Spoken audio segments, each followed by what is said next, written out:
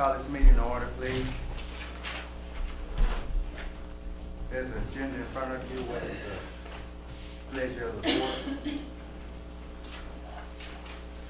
I make a motion that we approve the agenda as presented. There's a motion. Is there a second? Second. It's been moved and properly second. Are there any questions? Are you ready to vote? All in favor say aye. Opposed, like sign.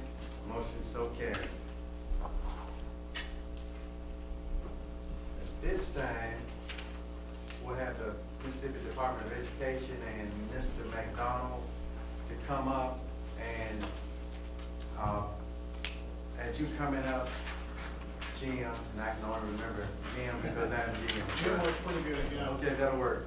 I'd like to say that I'm gonna ask Mr. McDonald to, I didn't ask him, and I'm doing executive privileges here. When you come up, sir, I'd like for you to, talk a little bit about the greatest thing that happened to Vicksburg High since I was there when I graduated.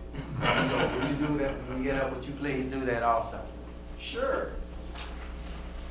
Well, I'll go ahead and start it off. Yes, sir. I'll introduce him as the greatest thing that happened in Vicksburg High. Mr. Chairman, I think a lot of folks in this room have seen me before.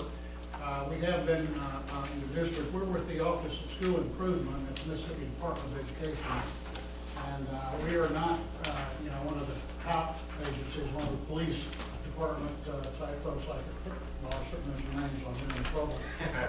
But we're kind of a technical assistance type office at the department. And we give assistance in two ways. One is we'll come in and provide sort of a third-party look at how the school is functioning. And that's what I'm going to be doing here tonight, talking about what things are going on that we saw. And then the second way is we'll come back throughout the year and provide specific help, counseling with teachers, working with principal, doing basically whatever they want to do, and that's what Mr. McDonald is going to be talking about when he gets up. This is under the New Start school law that was passed a few years ago, and it's kind of evolved from the old law. The terms that are within that law have kind of evolved as well as the accreditation terminology changes from things like at-risk or priority schools or failing, and now to schools that are going up on the old accountability system. So we are in working with some of those, but the ones that are in really the two bottom tiers other offices are working with. We're with folks that are basically doing a little bit better, and in this case, I think they're going to be doing considerably better by the time next year rolls around. What we do is we come in with a team of outside educators. The law says that bureaucrats like myself are not allowed to go in and give an opinion. What we do is we hire contract workers that are retired principals, retired superintendents, retired teachers, or active, currently active teachers, principals, etc. And we bring those folks in, and they essentially look at several areas within the school, and we form a report based on what they saw during the 3 days that they were at Vicksburg High School. So because of that, what we're reporting here tonight is not necessarily what's going on at school today. It's what was going on in school, what we saw during the 3 days that we were there previously. And we've used that as sort of a basis in discussions with the district and the school to put together some goals and some roles for us to play at the school throughout the coming year. Under the New Start law, if they have a school that's been failing for 3 consecutive years, the district could actually lose that school. This is the first year for Vicksburg High School. If it were to happen that a school had 2 years of failing status, then what happens is that all of your district travel, that's for all you guys sitting up on the board and the superintendent as well, would have to be approved by my boss, Laura Jones, and then your stipend for per diem for serving as a board member would also be cut in half.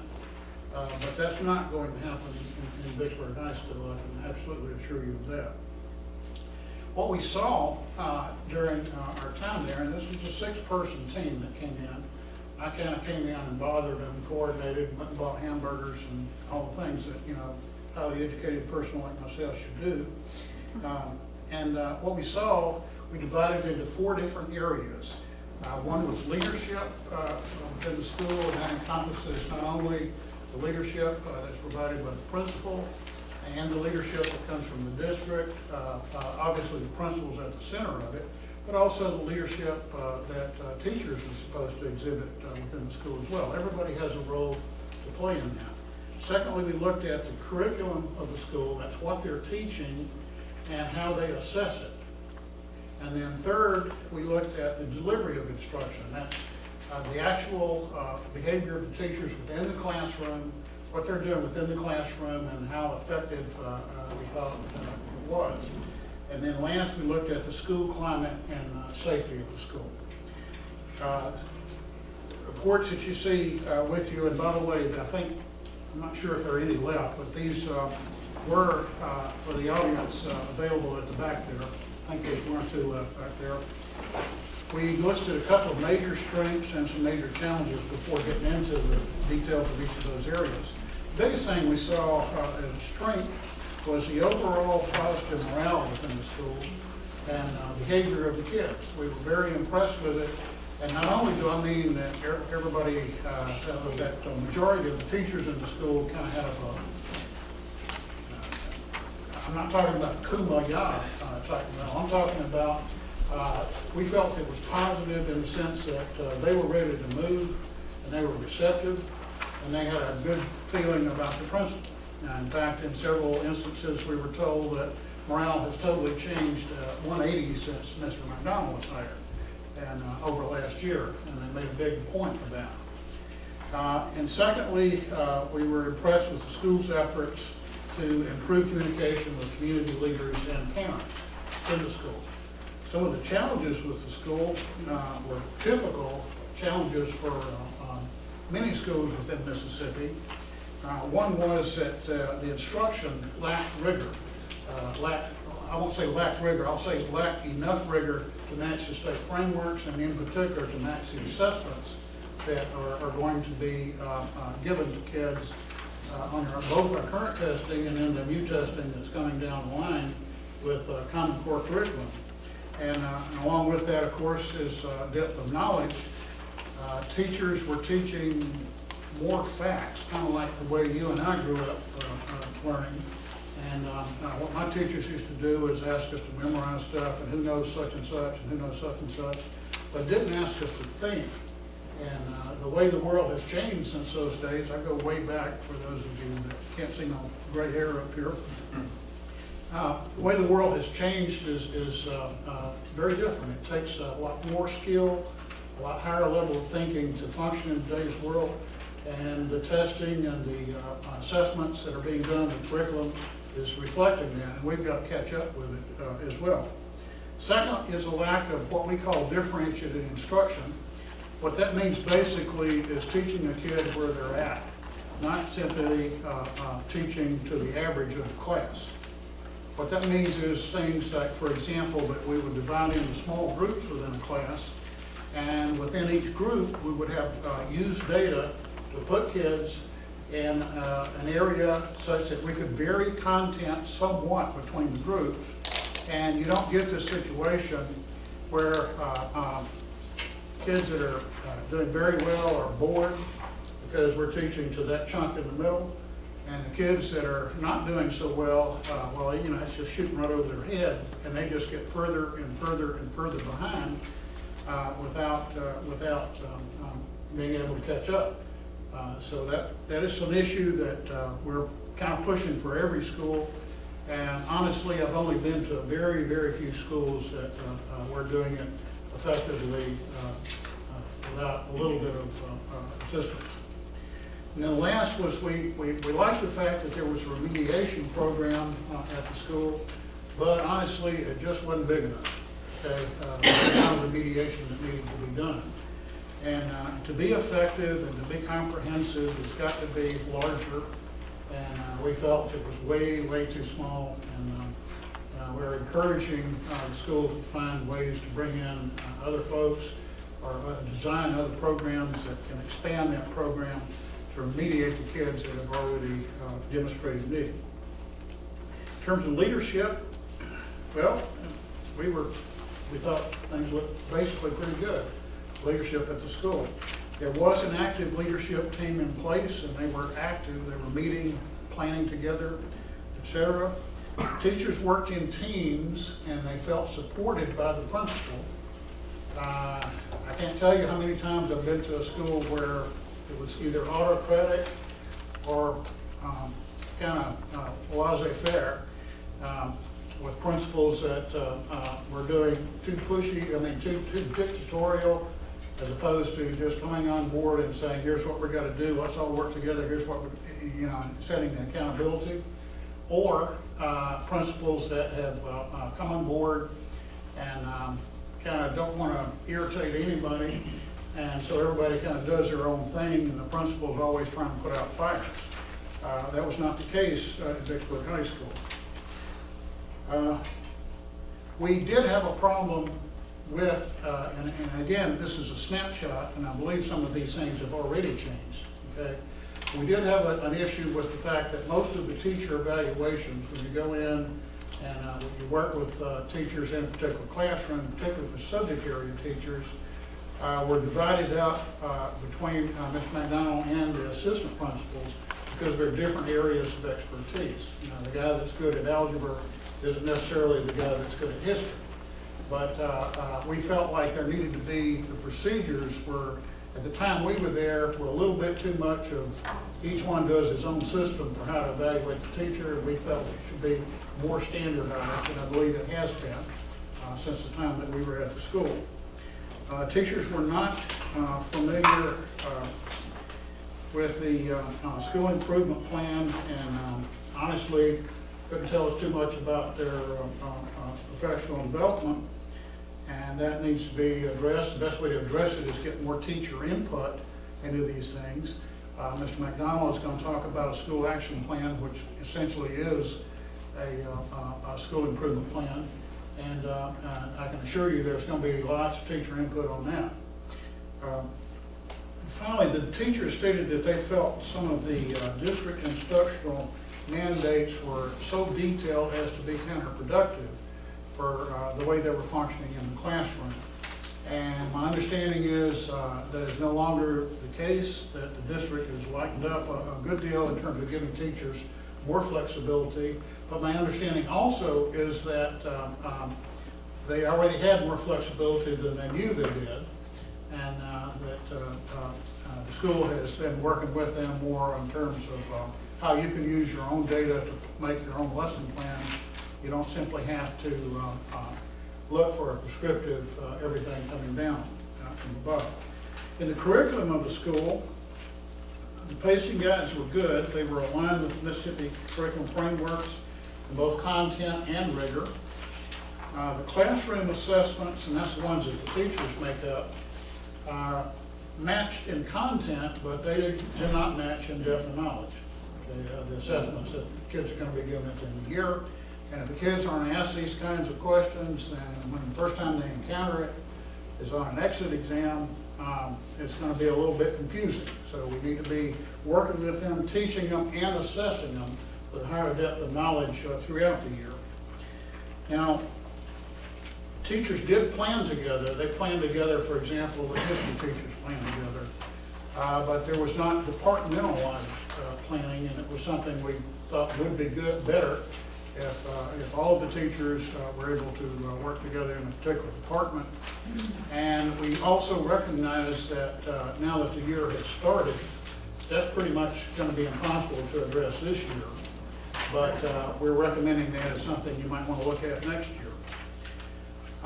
There was, and this kind of feeds into both remediation and being able to give individualized instruction. The teachers weren't proficient in how to use their students' test data. And that really is an issue that has to be addressed immediately. because they need to use that data and being able to plan their lessons, and they need to use that data and being able to make their lessons more effective. And then the lessons that they did put together allowed for reteaching, allowed to, if we were, if the whole class average was weak in a particular area, maybe I'll go back over that area again, but did, again, not allow for dividing up to where, the kids in this group are being retaught on the things that they were weakest in, but the next group might not have been weak in the same area, and the next group over there might have been something else entirely. Okay, so not just the proficiency level of the kids, but also the individual weaknesses within the curriculum for the kids. And yes, it's a lot more work. It definitely is more work to plan it and teach it that way. But, our experience has been teachers can do that, and then once they get used to it, it becomes a little more automatic. Under what we saw in the classroom, delivery of instruction, there was some very good news, okay, from the teachers that we did see. We saw that they were taught bell to bell, as they should. They did not waste their time. Teachers kept them busy. We saw that they were very knowledgeable of their content within the areas. We saw that the lessons encouraged student engagement. I just came from a high school on Tuesday that they taught bell to bell, and meanwhile, a bunch of kids were sleeping, playing with their cell phones, or talking to each other. So, fantastic. This school has got a lot of potential. Okay, it's got everything together to make the next step. We saw that the instruction was clear, focused, sequenced, and it was developmentally appropriate. However, it lacked sufficient rigor. Okay? And however, most of the instruction was whole group. That's where we teach the class. We don't vary our instruction, at least some, to address individual needs. And teachers were also unfamiliar with both the response to intervention and teacher support team processes. Those are formal programs that are designed to give individual remediation.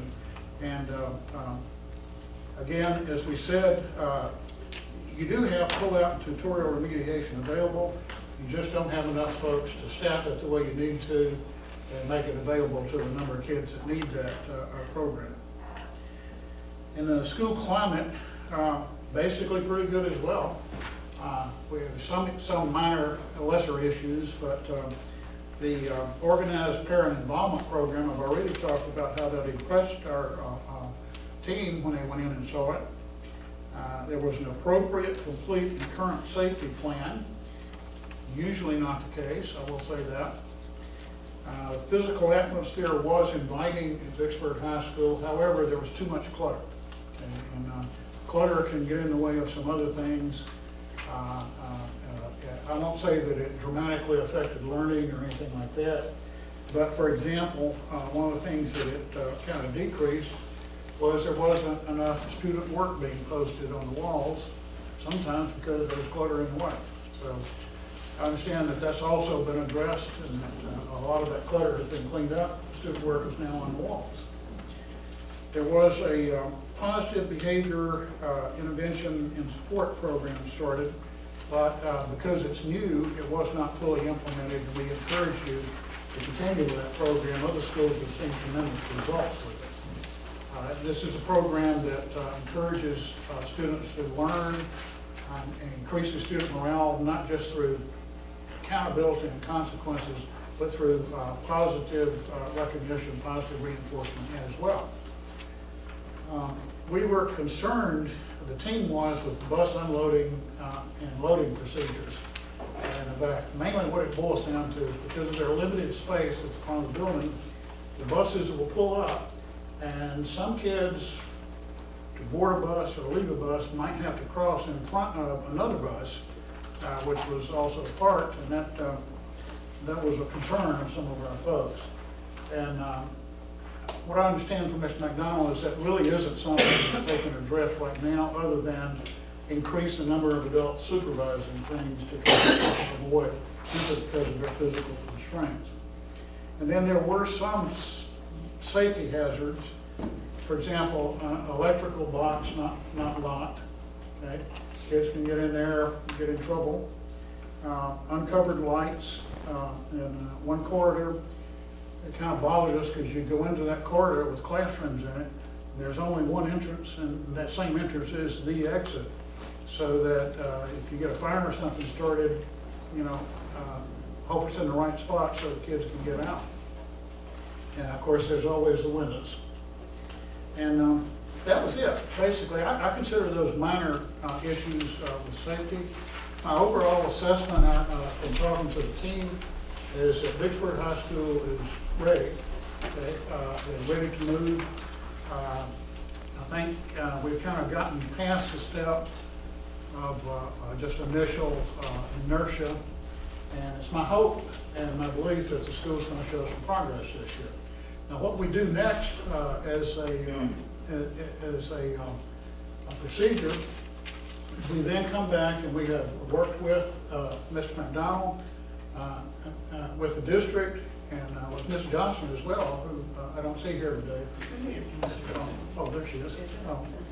And we have worked on putting together a three-step action plan with three major goals for the school. That the school is going to own those goals. We don't own them. Basically, what we do is we'll come back and give as much help as we can to what the school is doing for themselves.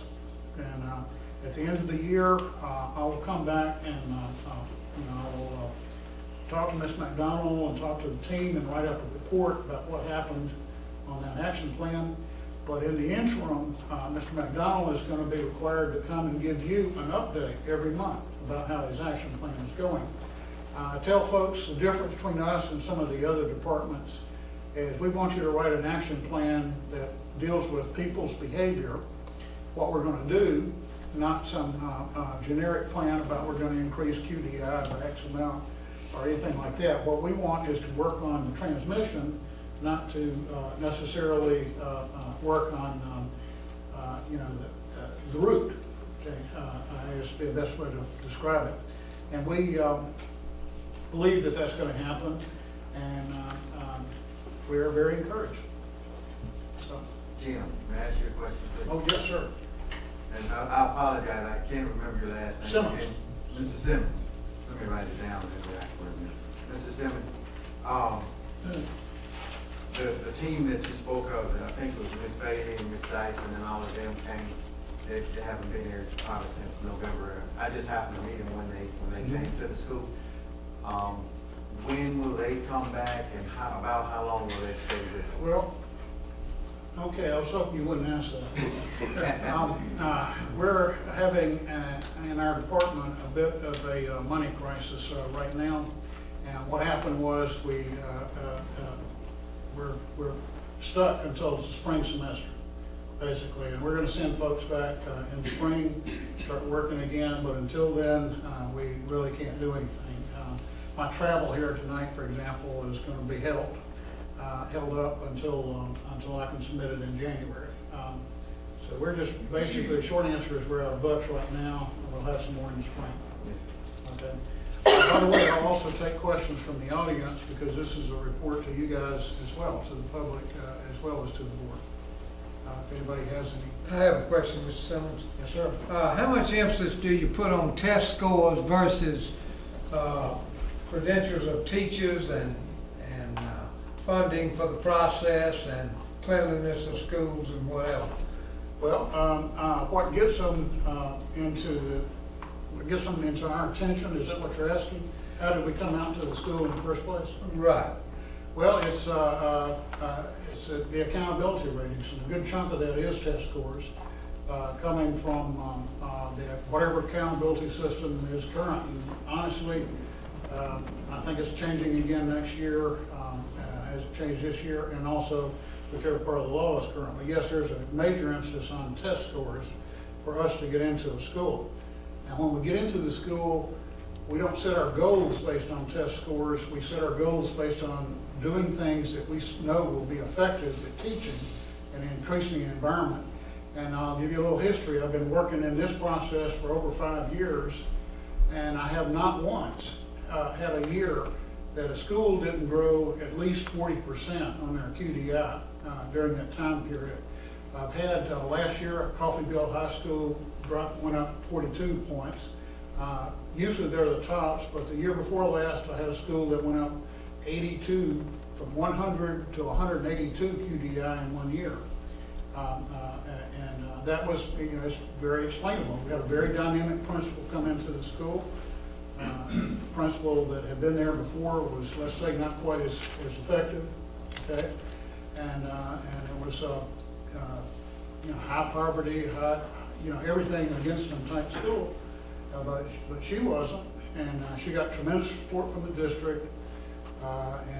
She was like, this is the way it's going to be, gang, and we're all on the same team. I'm not against you, but this is what we're going to do. Was her attitude, very positive about it, but also very insistent.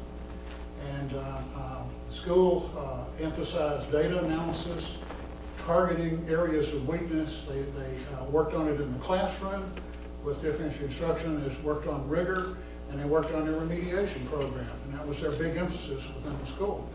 And this year, they went from their 182 that they scored last year at the end of the year to this year 225 under QDI. So they went from F to C to A in 2 years.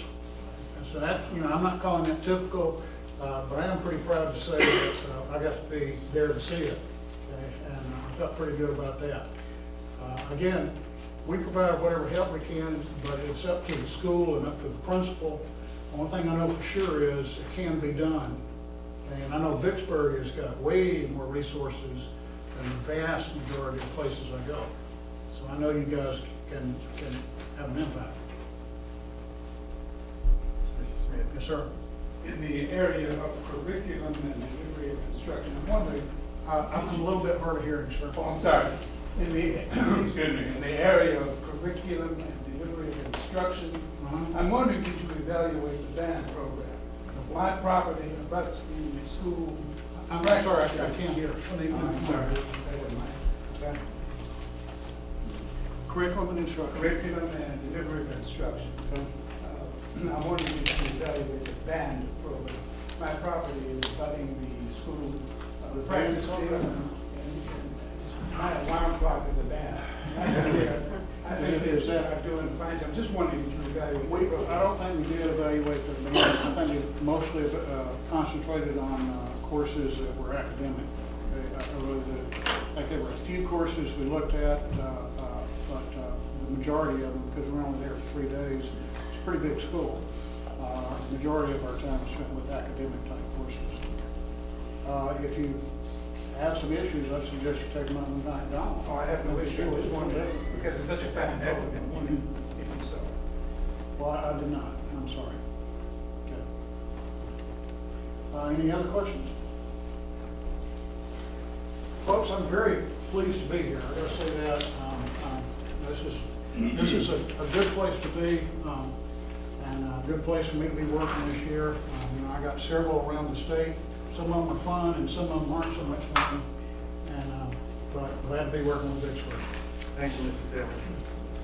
Mr. McDonald, and then you come up, let's just say that, I'm gonna say at least 10 years, and I even talked with the news reporter, and I must admit, he said, not since World War II that this has happened, so this is really a big deal for Vicksburg High.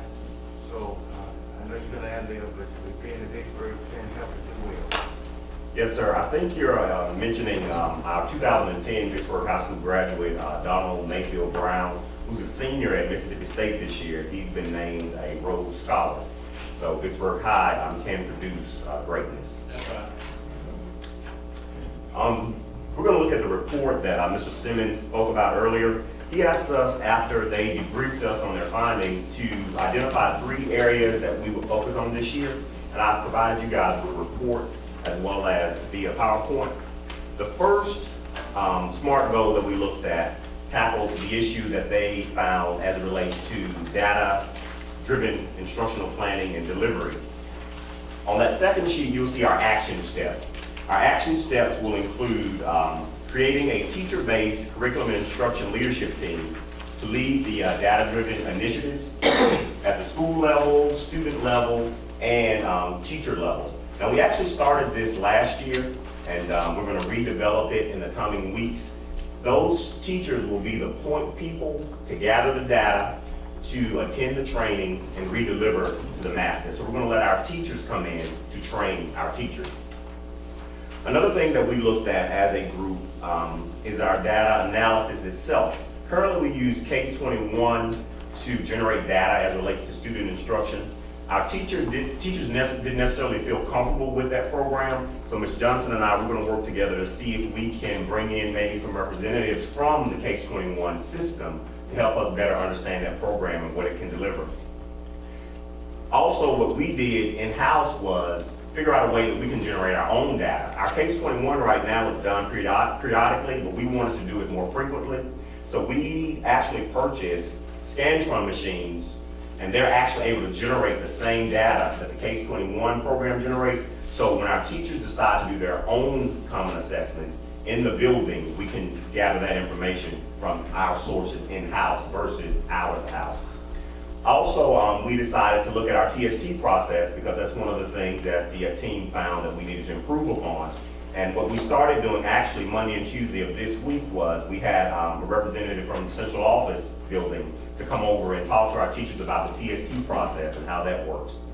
Also, another program that you guys purchased for us was the Read 180 program. That generates a lot of data for us too as it relates to our students' reading level. We've had a representative to come in and kind of show us the nuts and bolts of the program, but we're actually going to get that person back to tell us a little more about how the data can be used to help us remediate our students. Another thing that we implemented at the building level was a common lesson plan. When you have over 100 teachers in the building, you can get 100 different lesson plans. So one of the things we did was follow the district lesson plan so we can easily access what they're doing and assess what they're doing. So that common lesson plan is going to help us out tremendously, as well as the PLC documentation that we implemented. Those are the three, actually 4 or 5 major action steps that we're going to take this year as it relates to data analysis. The next thing we're going to look at is how we will address the DI piece, the differentiated instruction piece that Mr. Simmons spoke about. One of the things that we found is we can generate a lot of data from the TST process, like I mentioned earlier. So Ms. Wilson is going to be working with us closely. After she shows us the process, the TST process, we're actually going to come back and do some case studies and look at individual students as a group so we can zero in on what particular students need to help them grow. Another system that you guys purchased for us is the APEX system. And the APEX system is an online grade and credit recovery system. And we've utilized that in isolation over the past few years, but this year we've actually started using it more as it relates to our seniors who may be short credits. They can actually work from home or work from the library to actually get those credits that they may be lacking for graduation. They also can actually recover grades that they may not have done so well on. They can go back and identify a particular task, complete that task, and it's emailed to the teacher, and if they score proficiently, then they can actually replace that grade, that failing grade, with that passing grade. So that's just one of the ways that we're trying to individualize the instruction. Another thing that we actually have is USA Test Prep. It's similar to the APEX program, but it's geared more to the SATP areas. The APEX program covers a spectrum, a broad spectrum, but the USA Test Prep, it focuses on the U.S. history, the algebra, the biology, and the English too. So a lot of our teachers are using that to remediate our students. If they don't understand a particular concept in class, they'll direct them to this particular website and identify that particular concept to help them with that. Khan Academy is another great online tutorial resource that we found. Right now it's limited because of district parameters. We're working with Mr. Shealy to circumvent those. Also through the America Reads grant, we're able to hire 4 tutors. Retired teachers actually come to the building throughout the day and pull individual students or maybe small groups of students and work with those students on particular skills. We also trained our teachers on the Kagan cooperative learning techniques that Ms. Johnson and her staff has spearheaded for the past few years. We didn't utilize any outside sources. We identified some of our model teachers who exemplified the techniques pretty well in their class, and we've used them to go back and train some of our other teachers to help with the differentiated instruction. Also, we're going to utilize our technical assistant team from the State Department to help us with the U.S. History test scores.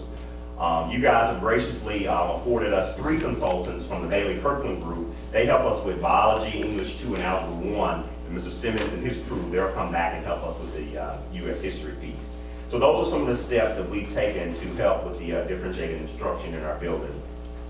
And the last step that we're going to look at, or the last steps as it relates to increasing the DOK level, one of the things that we talked about doing in our building is having more access to the Case21 website and actually understanding how it works. And one thing that we found when we visited the website recently is our teachers can generate questions solely based on their DOK level. So if a teacher wanted to have students exposed to only DOK 3 questions, they can actually pull those questions and give those students those questions as bell ringers, as small group instruction pieces, so they can see how a DOK level 3 question is worded. If they wanted to focus on a DOK level 2 question, they could actually do that too. So we wanted to steer them more away from the DOK level 1 and focus on the 2 and 3. Also, one of the Bailey Kirkland representatives will come in and work with our English 2 teachers on a close reading technique. What we found with our English 2 students is that they would get bogged down when they read that English 2 test. So this particular technique helps them to zero in on particular items in a passage and go back and answer a particular question as it relates to that particular passage. Another thing that we wanted to do was to familiarize our teachers with higher order thinking techniques, and that's one of the pieces that the technical assistant team is going to help us with. A lot of our teachers may rest on multiple choice or defining. We want them to ask, well, what happens next? Or what happens if this takes place? Or what could you have done differently in this particular scenario? We want to push them to those higher level thinking skills. Also, what we want to do with our special ed and our general ed population is, at Vicksburg High, we have an inclusion process where our SPED teachers actually go in to the classroom with our general ed teachers. So we want to make sure that those 2 professionals are working well together. So we want to look at some co-teaching models that Ms. O'Shea and her special ed department is going to help us with during our PD in January. Those are the 3, or actually more than 3 things that we're going to focus on as it relates to increasing the rigor in critical thinking at Vicksburg High. Any questions about any of those? Yeah, I have one question. In reference to the Scantron assessments, what curriculum is that using? I mean, because Case21, if I'm not mistaken, you pick out the question, you pick out for order from Case21 what you want to be testing. It should align with the frameworks. Right. And once we go to Common Core, it should align with Common Core. Correct. So how is Scantron different? I mean, are we making sure that we're evaluating, testing. Now, let me clear We're up. just testing too much. Right. We're evaluating the success of what we're instructing our children in. on Now, a the regular basis. Scantron program is not a database. Okay. It's just simply a machine to grade So they're using their own curriculum, or their own the lesson Case21 plans curriculum. that they've already in place Right. to test on the key principles or. Correct. Or. And then the Scantron just grades it quickly for them and That's what generates I want to reports. make sure, because that's what I thought. Okay, thank you. Either Mr. Shealy, Mr. McDonald, or Ms. Johnson, how effective has the Bailey Kirkland been with in the past with the English 2 when we use remediation or whatever they're doing with our English 2? Now, this is our first year working with Right. the English rep, and he's been phenomenal. I can't speak to the past, but he's been great. I've looked at their scores from last year before Bailey got involved, and it's significantly higher this year with the Case21 results. Now, have we used Bailey Kirkland in other areas? Last year, this was the first year last year Bailey was an organization and Kirkland was an organization. They joined forces. So they joined together, and this is the first year they've joined together as a unit. And so the school districts that I have checked with the 2 combined, we have had excellent results. And they're because they just joined forces, the 2 organizations, it's new. But I'm very particular about the consultants, because I do background checks on the consultants, and we try to get the best for our district. And I think we have three of the best. I think. I think Mr. McDonald even asked for that specific group again when we began to look for consultants in an area that was pointed out. A couple things I'd like to add, if that's okay, in response. The statements about the physical components have already been addressed. We actually called from a group from NDE for the physical components, and they came through and gave us a check off. We are fire code safe in every single room.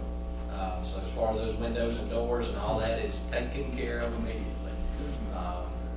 And just for the record, Matt, I wanted to clarify that he did introduce him as the best thing that's happened to Vicksburg since the Civil War. Not the Civil War, World War II. That was Neil Warwick McDonald. That was his word, Jim Simmons. Don't leave that out. Anything else from Mr. McDonald? Mr. Chairman, we do need board approval of that action plan. Yes, sir. We've heard the action plan from NDE, Mr. Vicksburg High, what is the pleasure? I make a motion, we accept the action plan presented by Mr. McDonald. Second. We moved in proper second. Are there any questions? Are you ready to vote? Mr. Simmons, are you satisfied with the action plan? I thought he did an excellent job putting it together. I've told him a couple of times already. Yes. Nothing beats one-on-one instruction. Well, you know, One-on-one. yes, sir, I love the plan, but what I'm really gonna be emphasizing with Ms. McDonald is what happens, not what's planned. And that's a guide, and that's all it is. Thank you. Are there any other questions? Mr. President, our question after the vote. Okay. Are you ready to vote? All in favor say aye. Aye. Opposed, like sign. Motion so carried. So, I would like Mr. McDonald to thank you and to thank your staff for the work that you've done. You know, Vicksburg Warren School District is an awesome district. And for what you're doing now to bring back the pride to P in Vicksburg High School, I commend you and I commend your staff that did an excellent job of showing what working together can achieve. Thank you, Coach. We appreciate that. Good job. thank you. Have a safe trip, Mr. Simmons. Next item on the agenda is C, and its introduction of visitors or distinguished guests. I got a few of those, but mainly I want to introduce first, anybody from Beechwood here? Anybody? Would y'all please stand for us? We actually have a wonderful item that was given to them. They were named for 2 years in a row, I will add, a Mississippi Site School for the PBIS, and that is incredible. Y'all give them a big hand.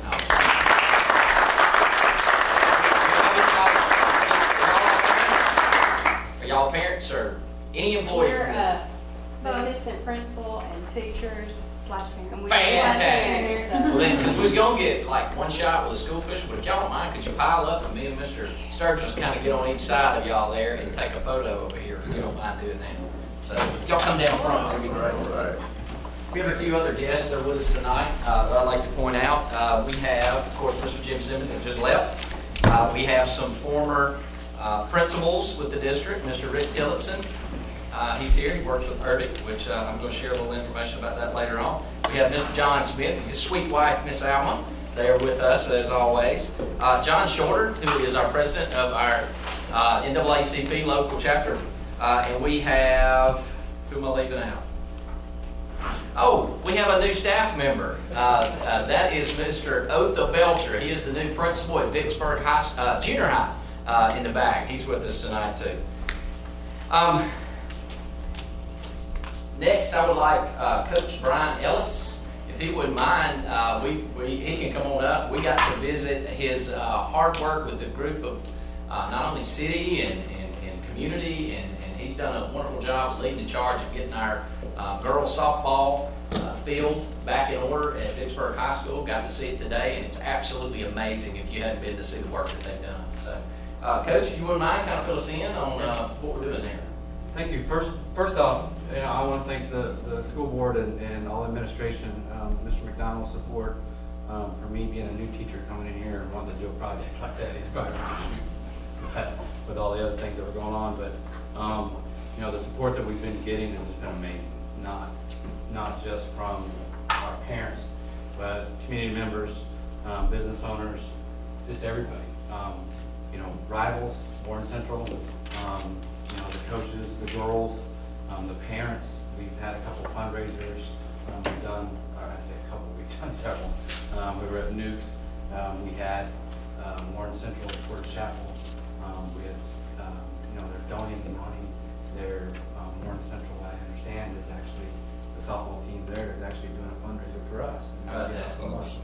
So it's an incredible deal. Hopefully it'll make my girls relax a little bit when we play them, so maybe we can beat them. We'll see. You got that too, right? Yeah. But anyway, you know, and obviously this wasn't all possible without you guys approving this. I know it was a big task with everything else going on. I truly feel like that, you know, as a coach, I'm also a teacher. And in coaching, I'm a teacher. So, you know, one of the things that is a big emphasis on is creating a good environment, okay? And athletics is very important to high school academics, okay? And I'm very big on the academics. I have a few parents in here that when I give them my rules sheet for the girls that have a lot of academic stuff in their standards that I am gonna hold them accountable to and all that kind of stuff. But our girls are very, very excited about this going on right now. As you'll see in a couple of photos that I'll bring up here in just a little bit. We've had one work day. There was a big work Saturday, and we got a ton accomplished with that day, and had a ton of kids out there, a ton of parents out there. You know, we kind of got the infield dirt cut out, or grass cut out the infield, and the girls put on a little kickball game after we were done, so it was kind of fun. But anyway, again, it wouldn't be all possible without your guys' allowing us to be able to go forward with this. So with that said, I want to go through and we'll kind of start. I kind of made a PowerPoint here. This is just the first part of it here is just some pictures of what it started out at. Okay, it's right here is basically from a little turn-in spot where eventually we have a parking area back in there where you can pull in. This is just a chain gate type deal right here, right now. The old backstop, an old stairway that went up there was concrete. You can see some of the washout that was there previous. As it goes around, I actually took this from on the infield, so as you can see, it was grass. At one time, it was dirt, but it grew over the course of the years through there. So again, more of the backstop area and stuff like that. This is a look out the left field line, down the left field line, out to the outfield fence. You can see that in some areas you can't see the outfield fence. But there was areas that there was shrubs and everything else that were grown in 8 feet inside the playing field. A lot of people didn't think the field would be big enough just because you couldn't see the fence and how close the fence was. But we have plenty of area for it and everything else. It just kind of moves on around. This is the center field and stuff. That was the big area where it was all at. This is one of the pictures of the dugouts. The dugouts will be extended. We're just going to extend them 10 feet, make them just a little bit bigger, you know, to help with this. One of the things I want to point out here, if it'll stay right here, one of the things that we wanted to make sure that we did when we go back and redo this is we want to do it the right way. And one of the issues was with the hillside and stuff, if you haven't ever been down there, is a drainage issue. And in that back corner back there behind that, you can see how everything's all grown up back there, okay? Just on the end of the dugout there was a drain, a big grill drain deal. That we found out that there was a pipe buried from there that goes under the road and distributes out in a good area. It also went clear back to that corner back there where all the trees are. And the mayor, and I might point out again too, or point out this too, the mayor and the city has been incredible for us. The amount of work that they've done, which you'll see here in a few minutes, a lot of the removal of all the and dirt work and everything else was done by the street department. And incredible group of guys. It was really fun working with them and stuff. The mayor has been incredible. They you know, and they're still willing to do more stuff, help us out with more things as we need them. But they found this drain back there, and it was literally 6 feet under the ground. And it's a brick wall with the drain down at the bottom and stuff. Through the course of it, when they went through and started cleaning it out, they've cleaned it out now. right after they got it cleaned out, got it dug out, and we had a rain like 2 days after that, or maybe even the night they finished it, and it just made just a huge difference on the drain and everything. The water is not rushing over the road, rushing into the hill, and obviously it's not going to allow all my dirt to get washed up in my infield. So this was the old concession stand and bathroom.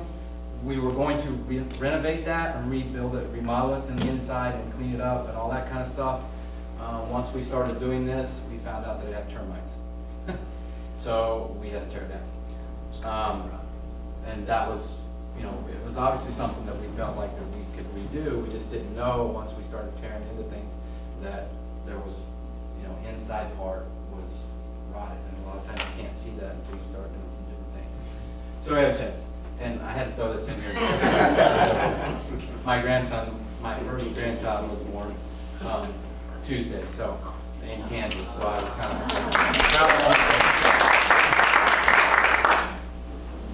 Here's part of what the city has done to the one section. This was where the first picture was. This area back in here, where the dirt area is in here, will actually be some parking. We're going to gravel that. It will actually supply some VIP parking. You know, parking for the girls and stuff for practice. They can pull in there and be out of the way and all that. And it's actually a fairly good size, and then also create kind of a picnic area up on the hillside because they cleaned that out. This is an area that where the concession stand or used to be. It kind of goes around here, and I'll point out that you can see the water puddle right there.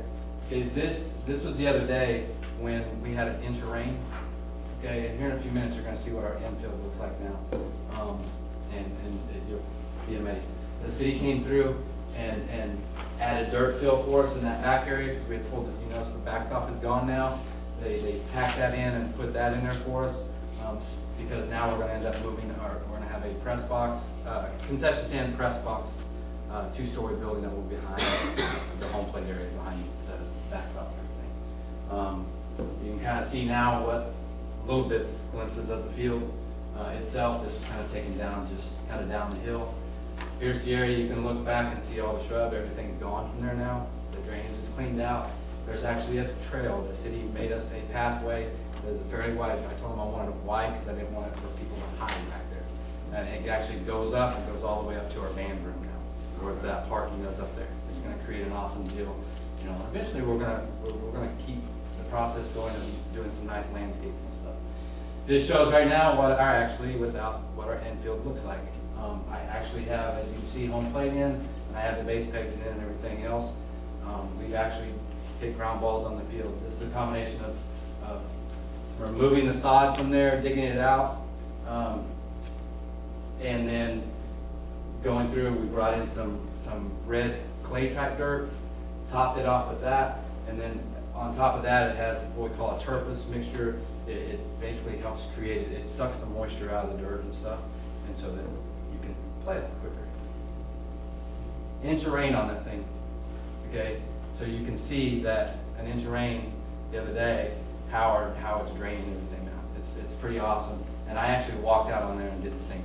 So, and it's keeping a good consistency where it's not going to be too hard, and then also not be too soft. So we're going to get to play a lot of games that would be canceled otherwise, just because of how that's going.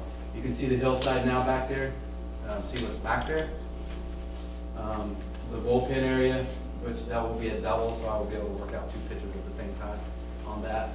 And then you can see more of, you can actually see the roof of the band room up there now.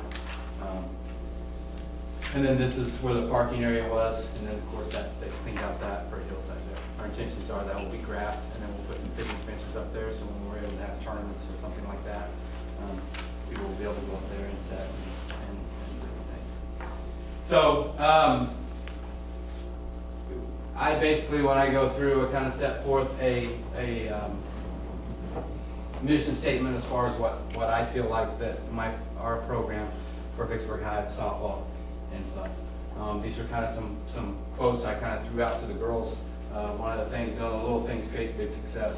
I'm a big little things kind of person. Whether it's making sure our shirt's tucked in, making sure we look all nice and pretty and everything. You know, field looking nice, to just a lot of different things, the way we handle ourselves character-wise and all that. And the girls are accepting that, and and I've seen tremendous amounts of improvement. You know, we've just been working out 7th hour for 40 minutes right now. Yeah, that's all we got right now. And I don't have all the girls with me and stuff, but the response and everything else, and just, I know part of it is all the hard work that everybody's doing. They're seeing their parents do, myself and other people. That's motivating them to work that much harder too. So, again, thank you guys. We're ready for the process where we're starting to put back. We've raised, we went through with between donations. We've had some companies, a couple companies donate $500 to us. We've had some people donate $100, $200. We put on, Nukes, Bops, Billy's Restaurant opened up for us on Sunday. Our parents actually waited the tables, and then the girls' bus tables. We've set out in front of the outlet mall and sold raffle tickets and took donations.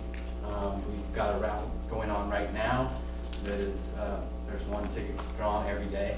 The 22nd of December is the last day. We have several other things going through and coming up with raffles.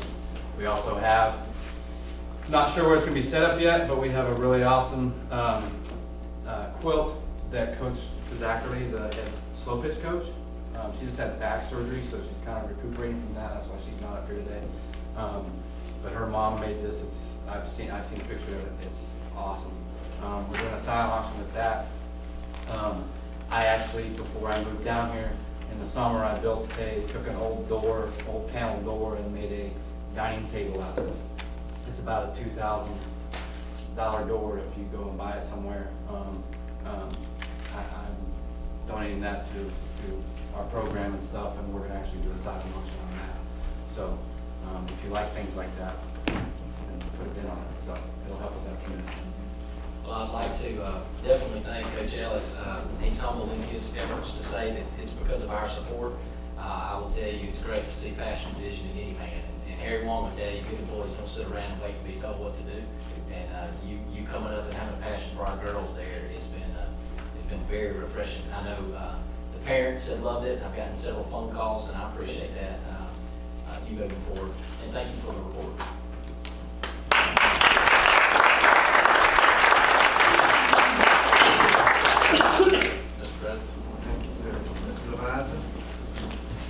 Mr. Chairman, we'll call for additions or deletions to the minutes of November 21st or December 3rd. Any additions or deletions to the minutes as printed? Not hearing any, I move that we approve the minutes as written. Second. Been moved and properly second. Are there any questions? Are you ready to vote? All in favor say aye. Aye. Opposed, like sign. Motion so carried. Mr. Superintendent. Yes, sir. I'll move quickly through mine.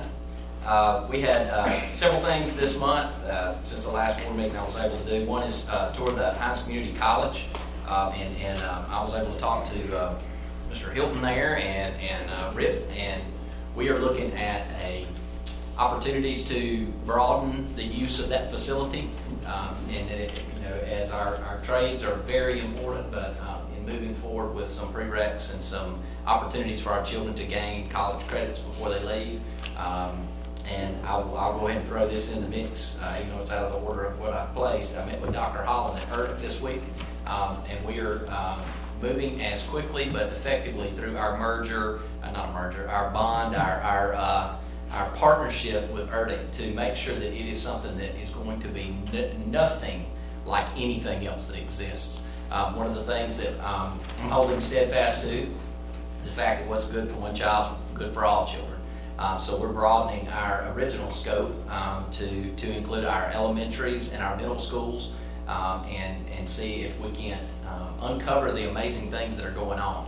ERDC's been there for 75 years, and we're not going to wait another minute or miss another opportunity to give the children of Vicksburg Warren School District an opportunity that nobody else in the whole United States is going to have. That's my passion and my commitment. I'm going to do what Coach Ellis is doing on the field over there.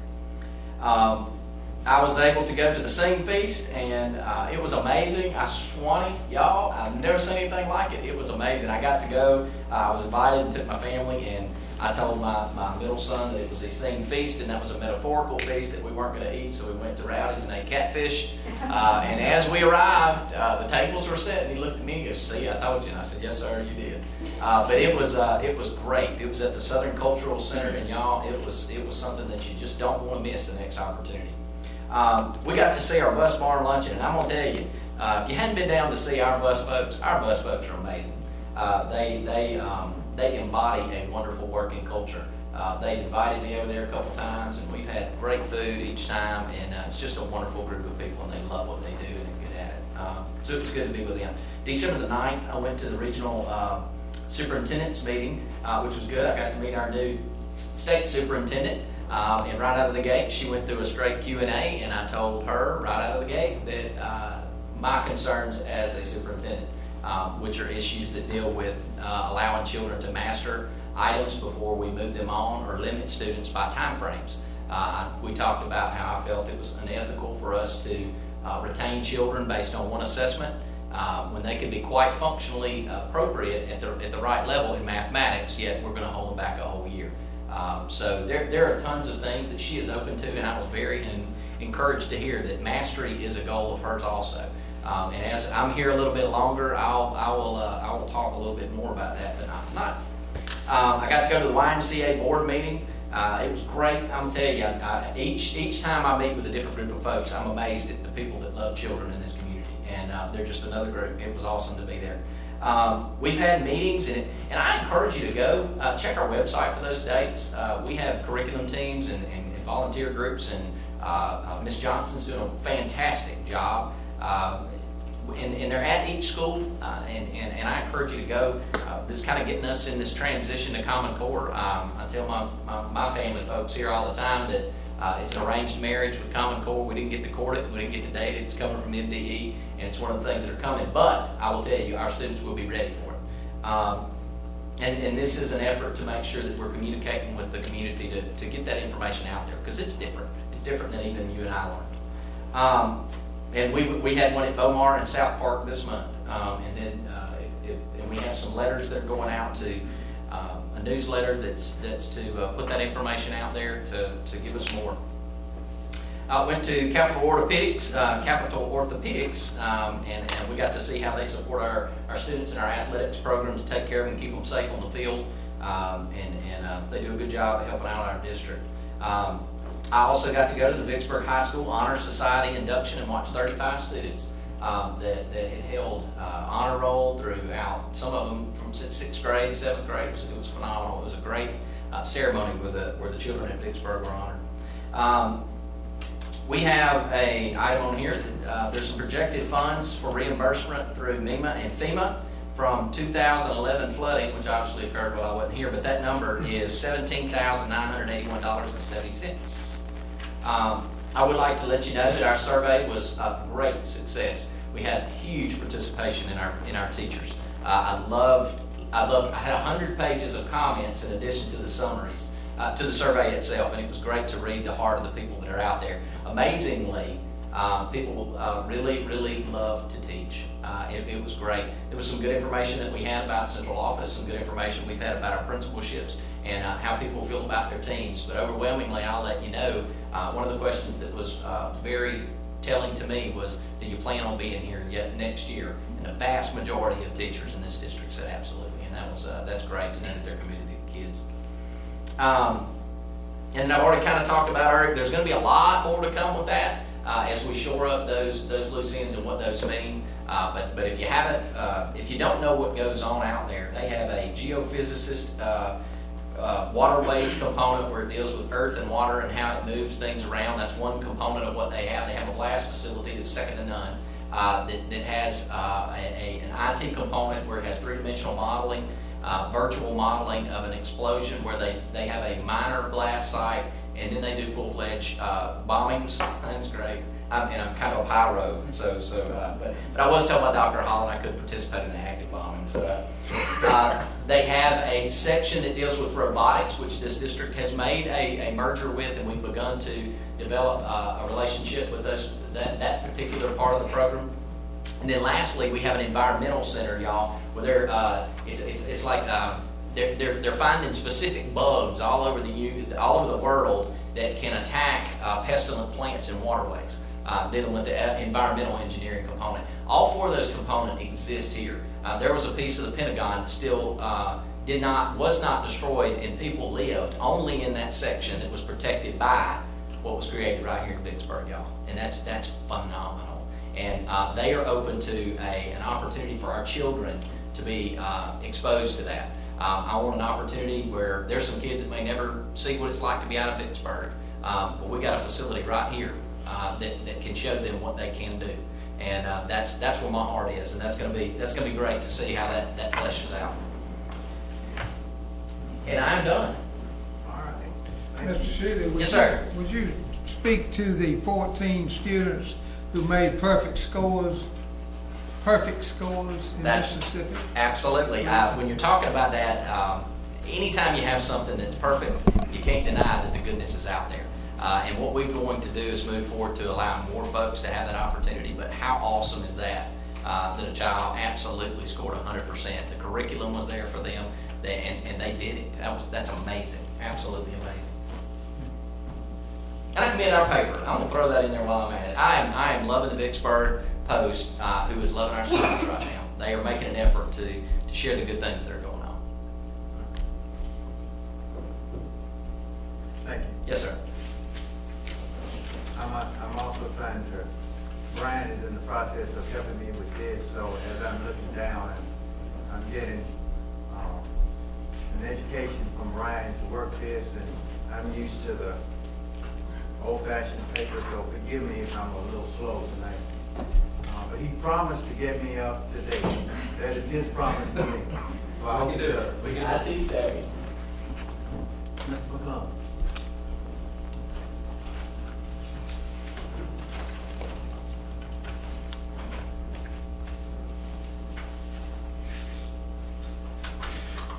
For the financial update tonight, I prepared the usual charts and graphs that prepare each month. The information on these charts and graphs is through the end of November. The first chart is a chart of the dollars we get in the form of ad valorem tax collection from our local taxing authority. We budgeted this year a total of $26,260,397.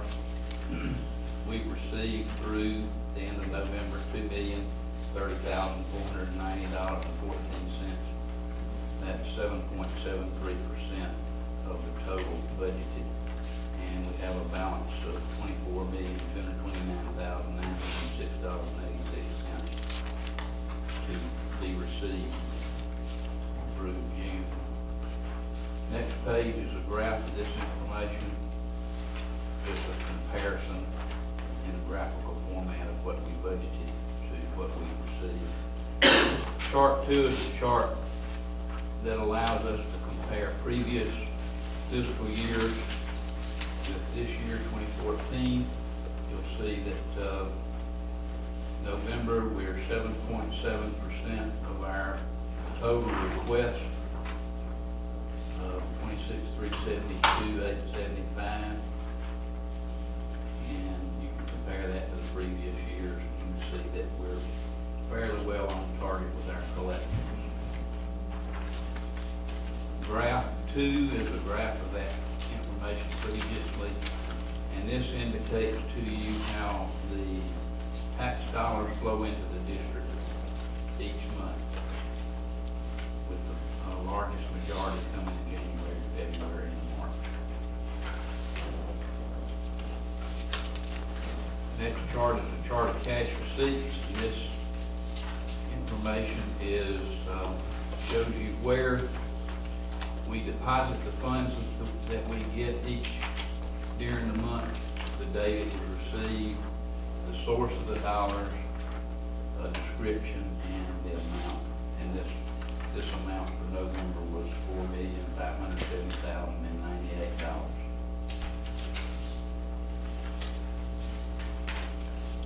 Next, chart 4 is a chart of expenses for our main operational fund, district maintenance 1120.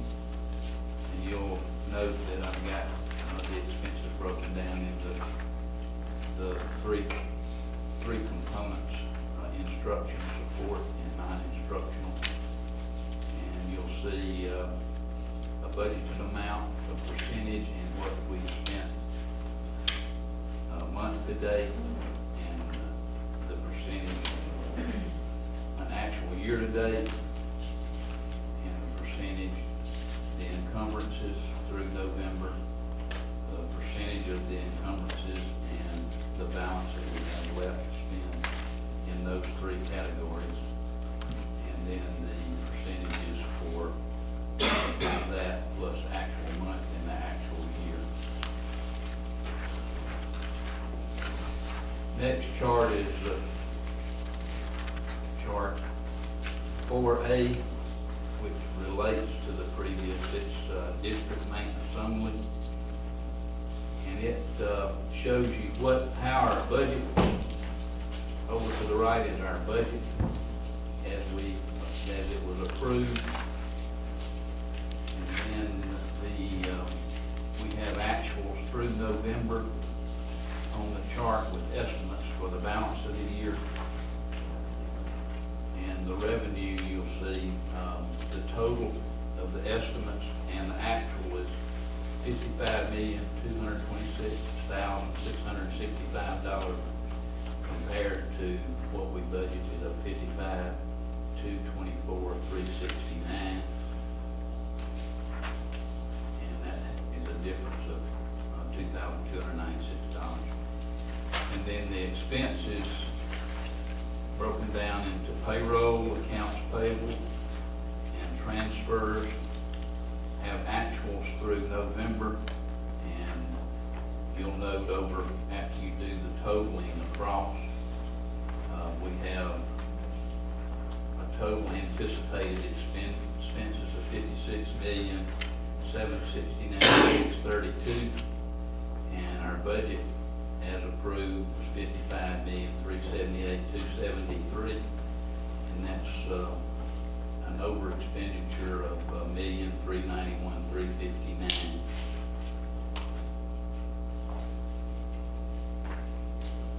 Correct me if I'm wrong, Mr. McClung, that's an over expenditure based on keeping our required percentage on hand, or? Well, we will not meet that. You'll see By that 1.3 3.667789 is what would be the 7%, and the total that we will actually have is the $2,278,726. So we will be 1.3. We need to hope that expenses come in lower, et cetera, et cetera. So what I'm trying to say, that 1.3 million, we're 1.3 million shy Of what we meeting. need to be. And what was that number last month, do you recall? I don't know. I'd have to get my. I guess my question is it moving in the right direction? It is, Okay.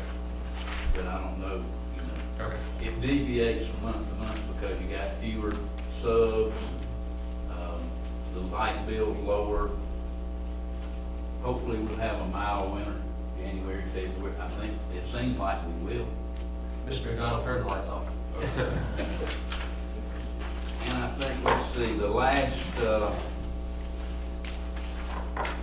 page is our loans.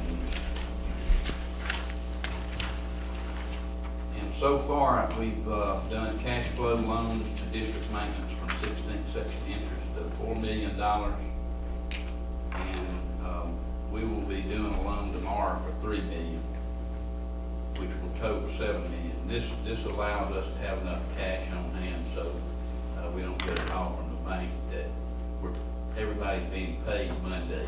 So we need a little cash influx tomorrow in order to not have a shortage in our bank account for payroll.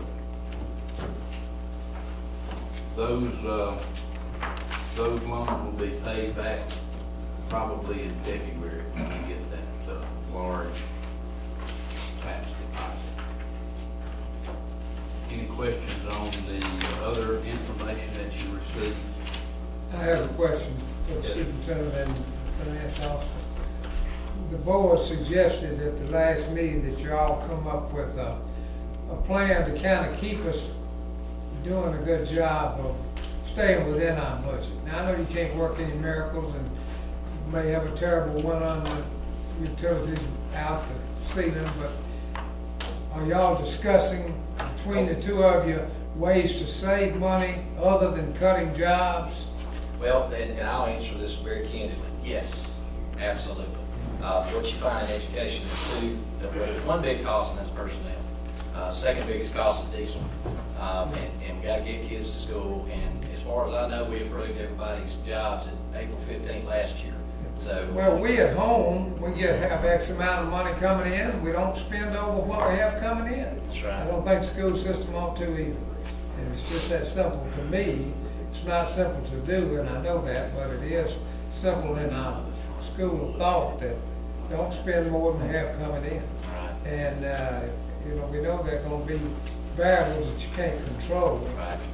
And so long as y'all discussing it, and the finance officer knows that he can come to you and say, boss, we got a few things here we can save some money on. Right, and that's what we've done. That's what we're looking for. Mr. McClung has run probably that many reports. I don't know how many specific that is, but we've looked at energy, we've looked at subs. I've talked to my principals about making sure that we talk about the importance of being here.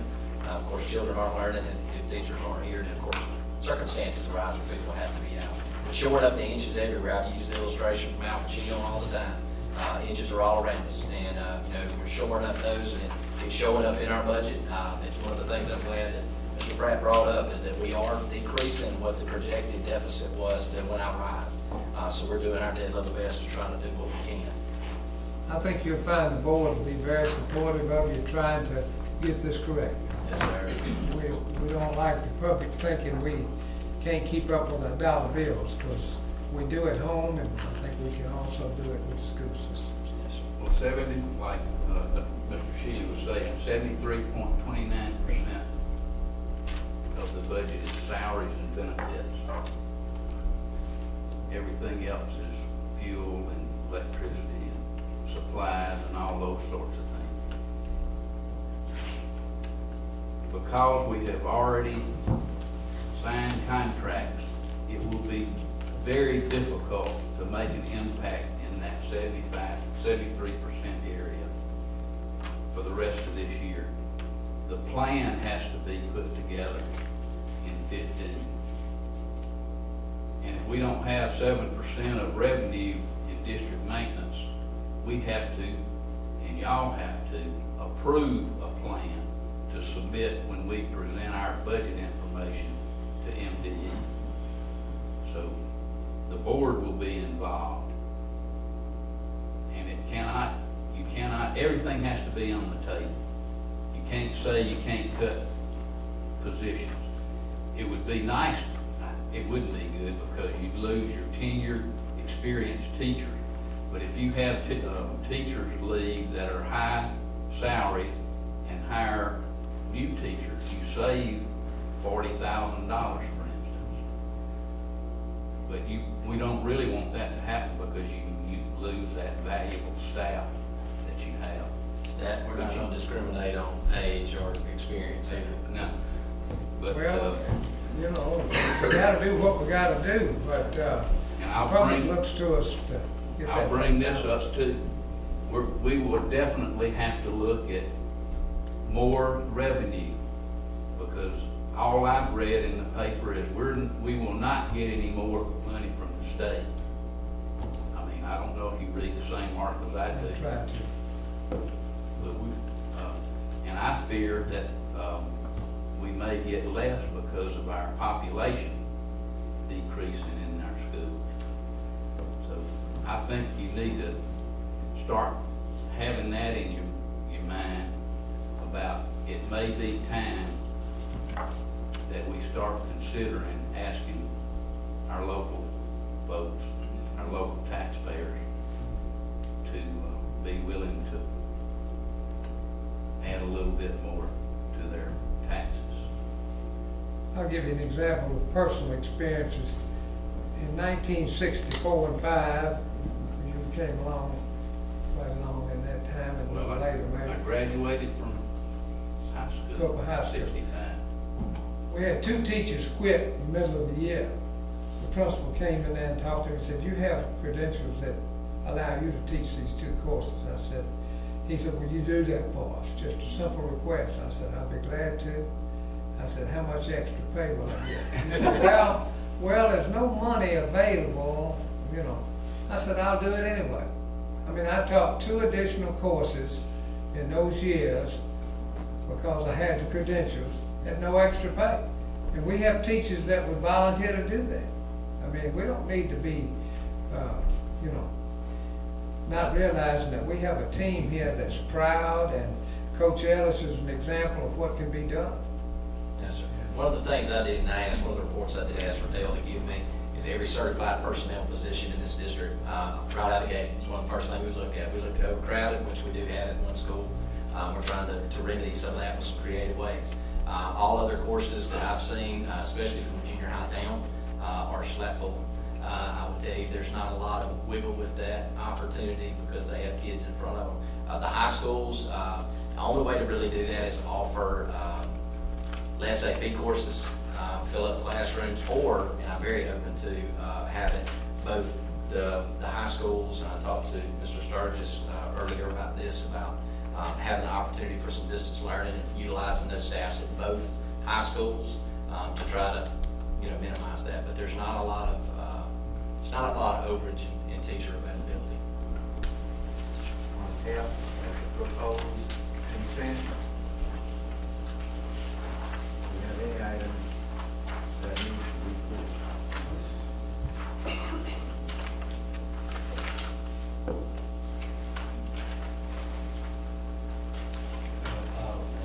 11F. Well,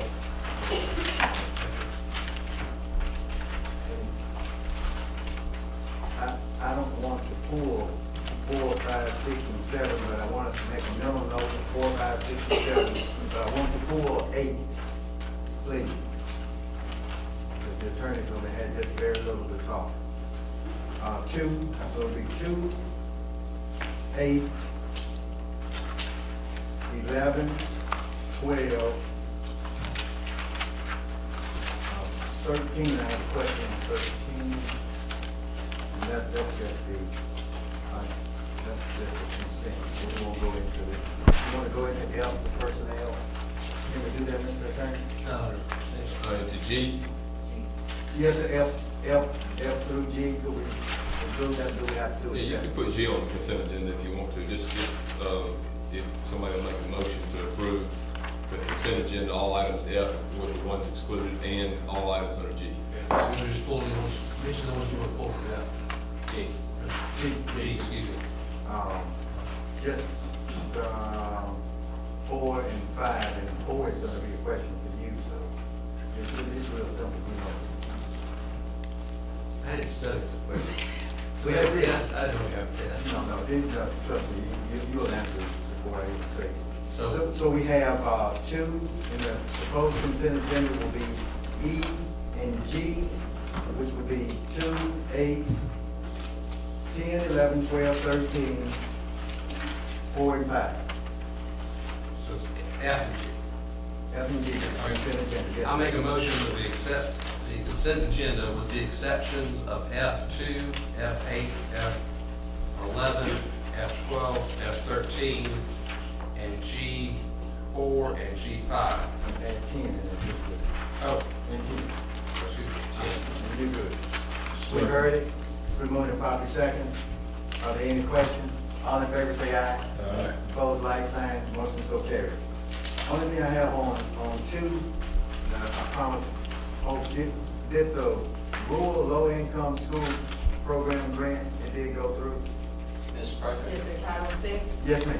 It has been submitted, we've not gotten it approved yet, but Okay. it has been submitted. Would you keep us updated on that, please? Yes, sir. Thank you very much. 2, very quick, very quick. On the last page here, Well, we have 1120 with the district maintenance. It says an increase in band student allocation.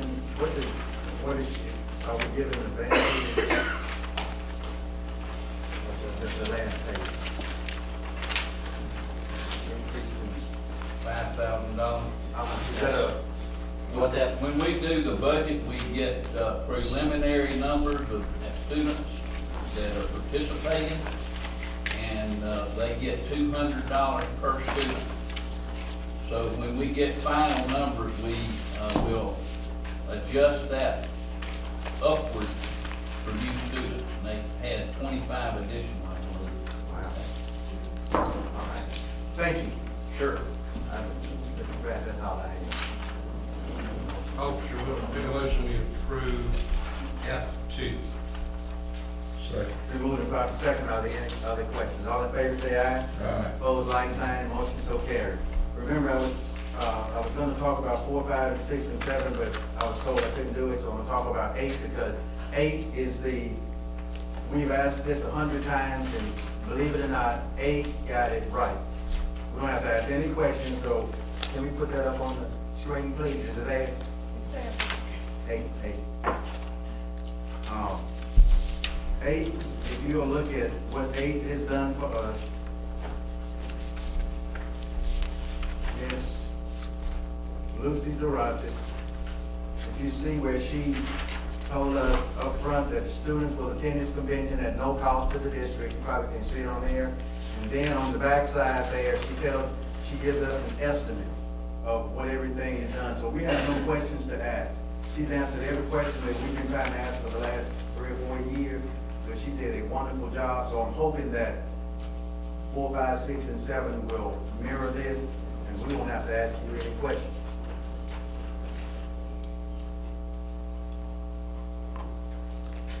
Mr. Chairman, I move we accept 8, F8. Second. Moving properly second. Are there any questions? All in favor, say aye. Aye. Opposed, like sign. Motion so carried. Under 10.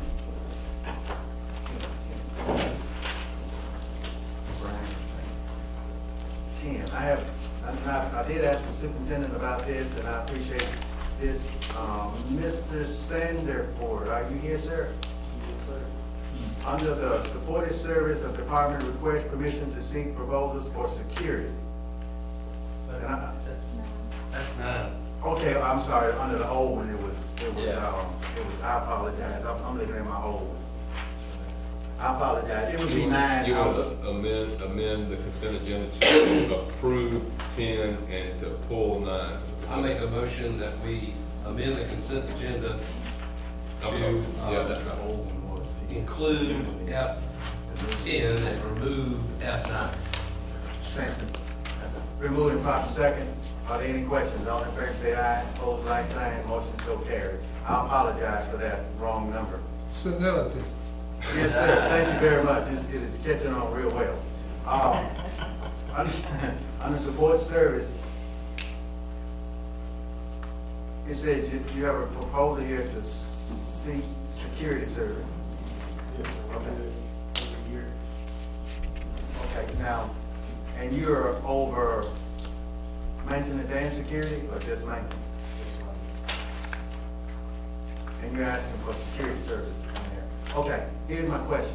How can, if we have tell me what this is doing. Are we notifying people, or what are we doing with this? Taking proposals for security. How is it being an outlet to let everybody know that you're taking proposals? They send it up via, don't they? Yes, I'm saying, is it radio, newspaper, is it word of mouth, or what is it? It runs in the paper. So it's in the paper now? Or it will be in the paper once we get the okay. So I just want to get a clear understanding. And Mr. Shealy's told me, I just want to make sure I understand. You're just over maintenance. Yes.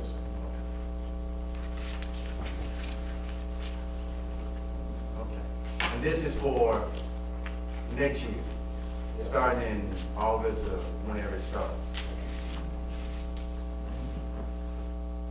Should I do, is this like Baker Security, or will it be for monitoring the alarms, or what all the different? It's, okay, but just that. Mr. Surgeon, Yes, sir. Ms. Mann has always been responsible for organizing that and sending it out from her office. Thank you. Real quick. Yes, sir. Question? Yes, sir. Most definitely. F9 says this is for heating oil, wet container services. That's the second one. Yeah. Yeah, it is, but it didn't include the supportive service request for security service under your F9.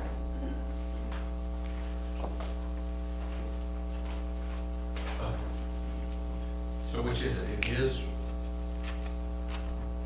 Or if it's not on the, new agenda, it's under the old agenda, but it wasn't under the. it's not on the new one. The new one just says that we're off, so I'm trying to make sure if we approve this, we're approving what we think we're approving. Right. Because right now, it looks to me that if we approve F9, we're approving for bidding on propane and waste container services only. Yeah. Is that right? And to see. And security services, they're both on here. On my copy, you've got both there are two different things that are being solved. Okay. You have the computer generated, and we have How you gonna do the paper. So which Paper works every time. So here's what we need to do, is help me, Mr. Attorney, please, because under the, it only shows what Mr. Pratt is saying is the, and I have a question, one more question about the security service too, and one other question there, but it only shows that the propane heating fuel, waste container services, but on a hard copy, we're showing both that the support service department is request permission to seek proposals for security service also. Right, I think the motion would be, if you want both of those, somebody just make the motion to approve the authorization to request for advertising bids for both the heating and fuel and the security services. With that, before we do that, I have one other question, under security. Mrs. Sandiford, are you all asking the principals about the security that we have now to kind of get a feedback on them, or will you ask them? Side note, that was one of the things that Mr. McDonald brought up, so when we started talking about the bids, we started about making sure that we're opening it up to more than just, we've already talked about that. Thank you very much. Okay, so. the So we motion- are asking to approve security services, propane, heating, fuel, and waste container services. That's what the request is for. Yes, sir. Okay. Just And advertise. security service. Advertise. But just advertising for bids for those things, we're not Correct. approving. Okay. Well, we're approving the advertising bid. Okay. Second. Oh, that was a motion. Okay, it's been, it's been moved and properly second that we, Sports Service Department will request permission to seek proposals for security and for propane, heating, fuel, and waste container services. There's been a second. Are there any questions? This security, I'm assuming, is at ball games and things like that, not the everyday security in the schools. Well, It's both of them. yeah, because if they're out, we do them like substitutes, like our SROs, like we had them go to their certification training, we requested services from. I'm happy, I just wanted to But these are also the clarify. ones that are at the. Right. At Warren Central, when you drive up, you see a guard in. That is correct. Okay. It's all activities that we have and also our school day. Okay. There's a motion, there's a second. Any other questions? Are you ready to vote? All in favor say aye. Aye. Opposed, like sign. Motion so carried. Thank you. 10, 11. 11. 11 and 12. Okay. And we can tackle both of them at once unless someone else has other questions. My only concern when we use sole source, and Mr. Levizo will bring that up again, can we briefly explain the purpose of sole source, and that we have to purchase this only from a specific source? And Well, the state recommends that you get some comparable quote, even if you can't get that exact amount. something that compares similar, Ms. Prather, you can do that would you by come up and telephone or whatever. help the board understand why this particular This is process? for the Academy of Reading and Math and Project Read / Language Service. Okay, I can address the Academy of Reading and Academy of Math. That'll work. All right, the Academy of Reading and Academy of Math is a program that we already have in the district. It's at the other 5 Title I schools, and what we were trying to do is to add it to the other Title I schools so that they would have the same basic program there. Now, we can And to stop answer right your there, question, please. whether or not. Yes, Excuse me, sir. please excuse me, but I've got to ask you why, I must indicate that. The other 5 schools, are we not able to use that same data to go to the other schools? No, sir. Okay, thank you, and I apologize. That's okay. But to answer your question, we did not advertise. We just wanted to make sure the program was the same.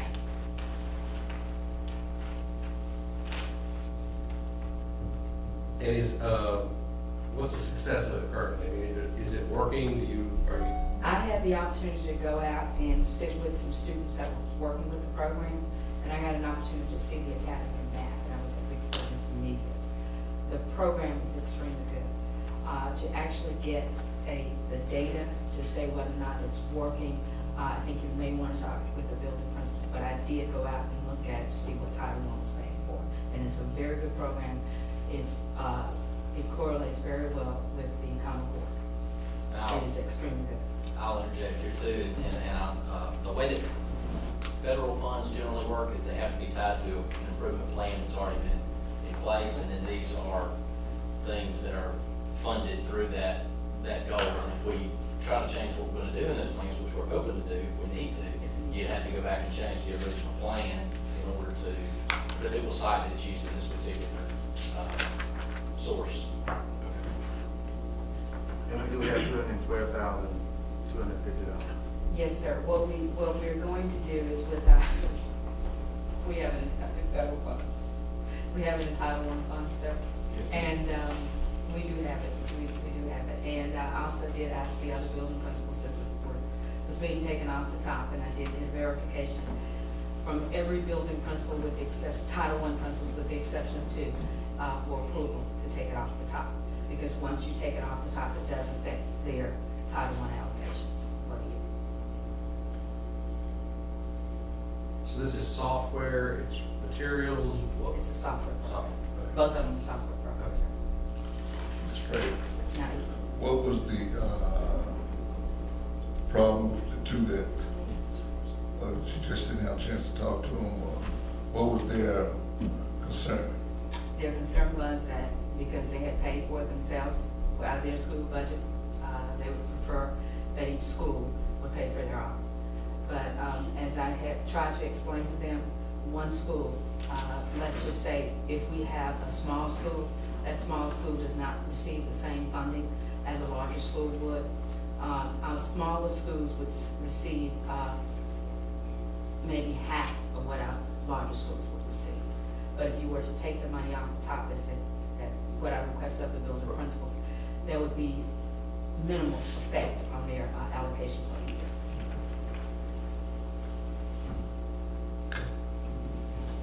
And if my paper's correct, we have 11, is that the FY? 11 is the Title I. Mr. Chairman, I move that we approve the single source purchase, understanding that the law has been met.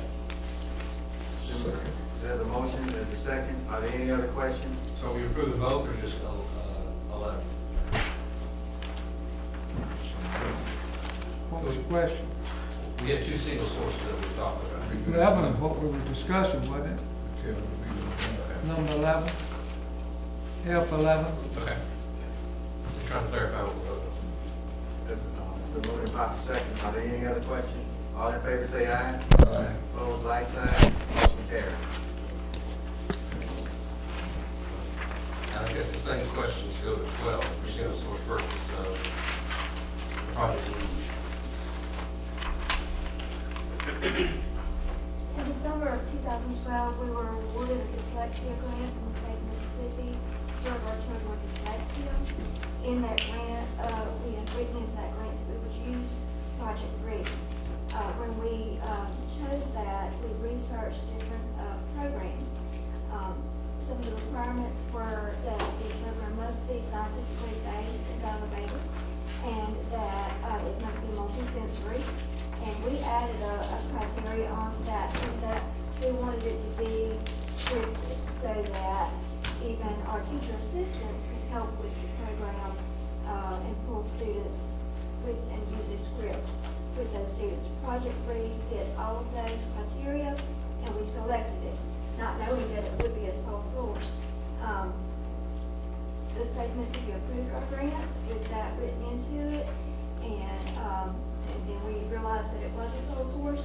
Last year, the board approved the sole source purchase.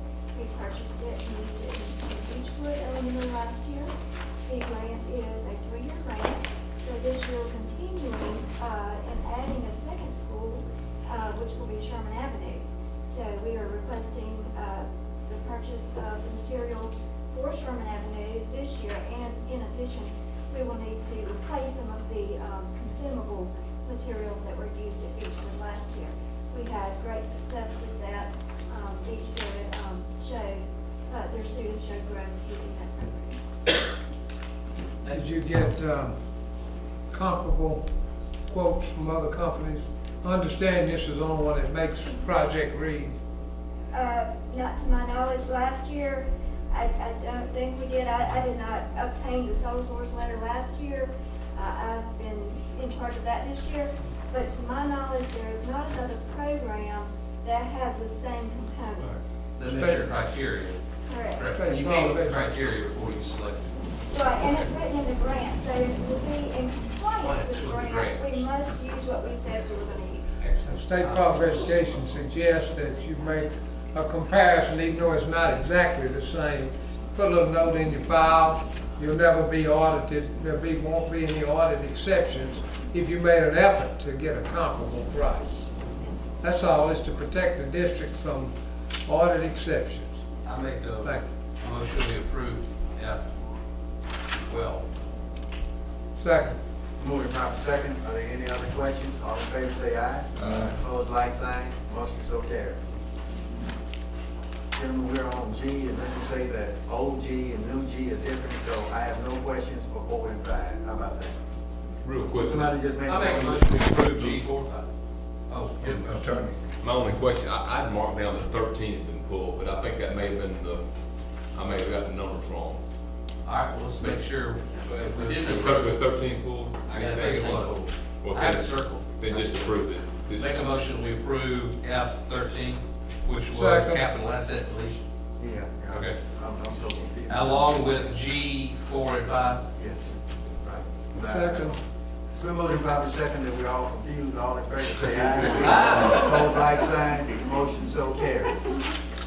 Now we're down to H, review of procedures and policy. And only thing I want to mention about this is that we're gonna keep going over the handbook, all of the handbooks that we have signed and don't know, most of us parents don't know what we signed. So what we decided to do was to kind of go over 1 or 2 of them as we go here. It's kind of warm in here, and I'm with you, Doc. I'm a little warm, so we're gonna get over this real quick. Like, we're under the discipline code right here, and you see that. I want to bring this if I can make it work. I think it'll do on that one then. Oh, Yeah. it works on that one. Yes, sir.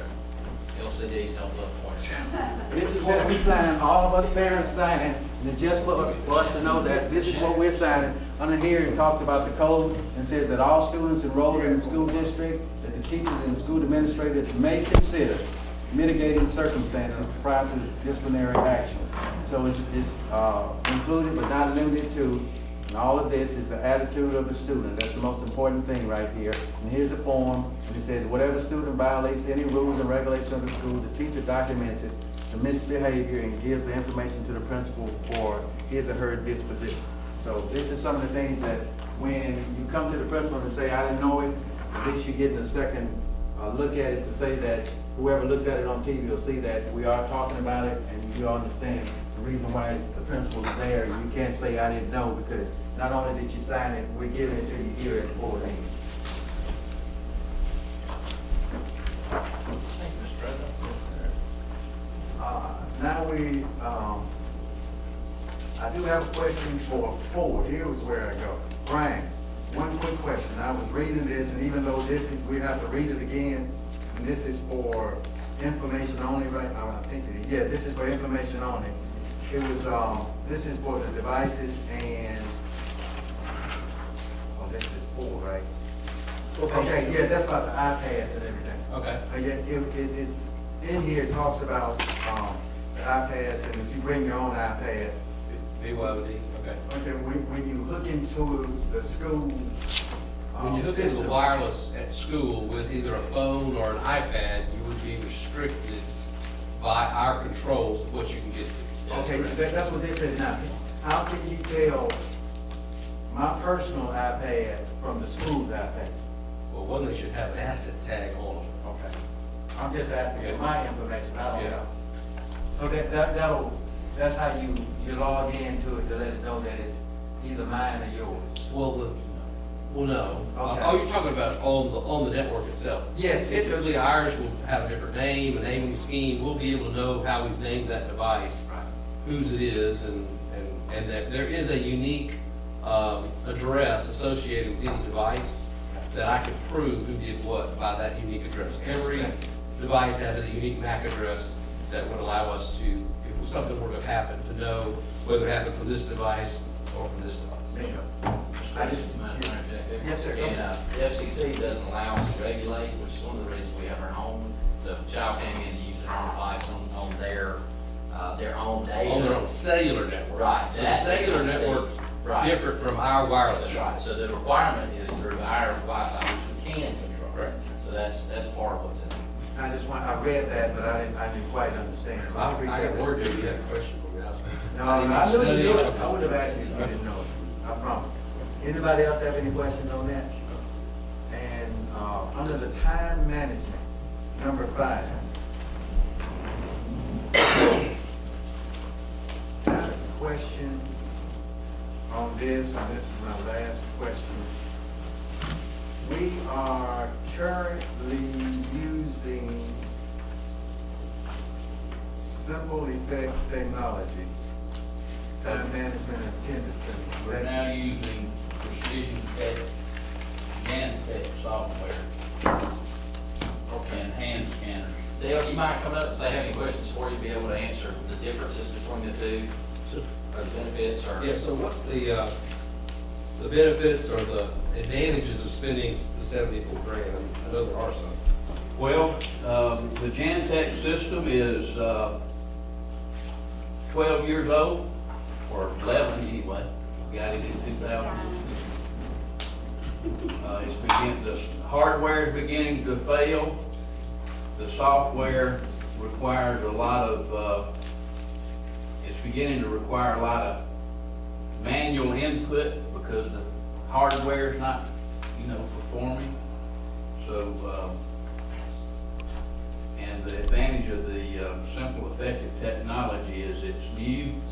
It will not be a static program. It will grow with the needs of the district and demands of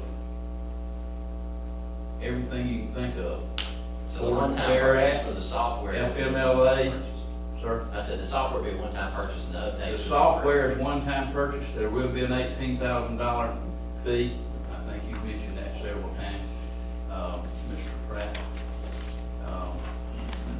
The hardware will replace it, and it won't be as expensive as a hand scanner. Hand scanners are $3,200 each. These will be Asus tablet-type computers that they'll hang on the wall. I think $900 is what they'll be. So they're included? Yeah, they are, in the Simple Effective technology. 35,000. Okay, so that device, if we decide we're not happy with them and we want something else later on, that tablet or that clock, lack of a better term, is portable to another system, or is it proprietary to just this one system, or do we know? You could probably use it for anything, Okay. but at this point, it's a web-based program. Okay. I can't really speak to exactly how it works, but I think it would be a good step for us at this point in time to meet some of those demands for efficiency. And I think that later on, we can utilize it in more than just ways for FLSA compliance. Have we talked to any other districts or anyone else that's using it, or do we know of anyone else that might be using it? I think, Dorothy, you said that Lamar County. Lamar County uses this, and, all employees come and scan in and utilize that. It takes care of keeping track of their time. They can also utilize it to do their leave. You can do messaging on it, to individualize groups or individual personnel. One of the things that he pointed out is if you had a message, let's say from the board, and you wanted verification that all personnel read it, at the point that they finger scan in, it would be documentation that So that component was read. If Zena needed me to come fill out a form or something, or someone needed you to fill out a form, could you put a specific message to an individual that says, hey, please visit the certain department to complete X, Y, Z? Okay. And then you have verification of receipt of information when they touch it. But it'll be something that, it will require some work and some training, which they will take care of. Mr. McClung, do the Clinton and Madison Public Schools use it? Clinton is, I don't know how far they are in the process, but they're going to this particular program. And they do not use the software for their payroll that we do. We use Innovat, and you saw in the information that interface will cost us one time $10,000. And I would mention that there is a funding source for it, which is E-rate money, which we use for technology. We have $291,000 to already in hand, and we'll spend 80-something of it here. And we'll have the others for other technology needs. I see here it says, covered employees. It says, what has happened. Who are the covered employees? Who would be the covered? Is that in FLSA? This is the overtime. Yeah, that's individuals who are subject to the overtime statutes or laws. They get paid for time and a half if they work over 40 hours. Yes, sir.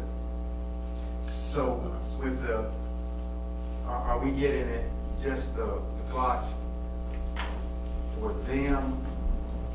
And could we add on later if we wanted to get, are you trying to get it for the hourly employees and teachers and everybody else and the superintendent and everybody, or are you just trying to get it for the hourly employees?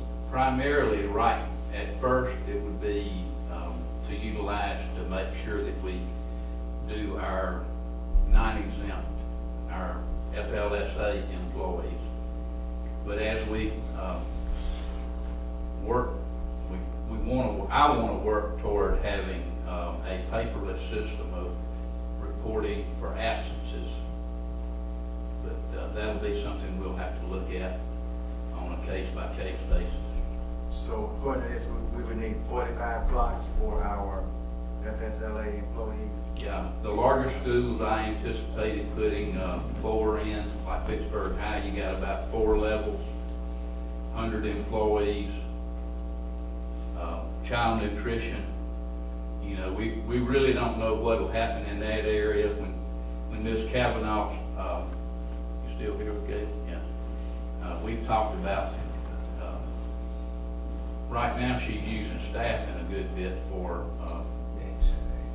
doing lunches and all of that, child nutrition.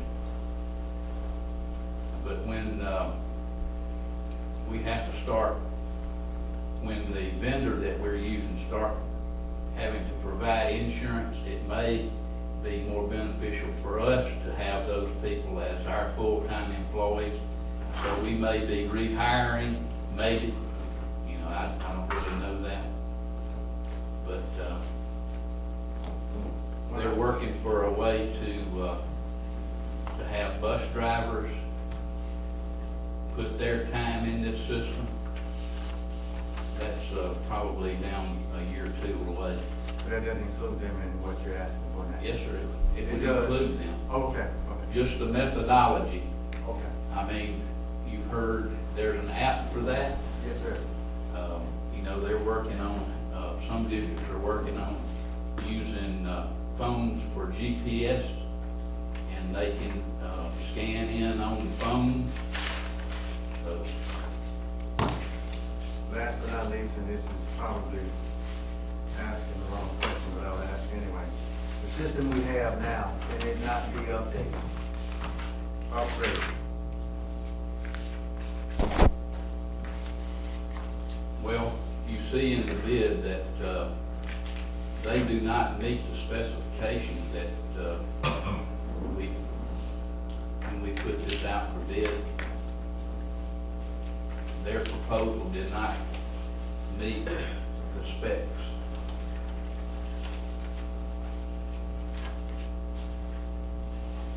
Allowing the employee to enter the time, I mean, Well, it's, let me see. which one's missing? He pretty much has them. Do y'all have a letter from Precision Tech? I see it here, it It says, says, in reviewing the software specs for this bid, there Yeah, are 6 item- features item that were 416. requested which are not currently available. yeah, that's it. I want to move forward. I don't want to be static the way we are presently. Plus, like I mentioned, I don't know what they would propose to put into place of the hand scanners, but I mentioned that they were $3,200. There are probably some cheaper devices, less expensive devices than that.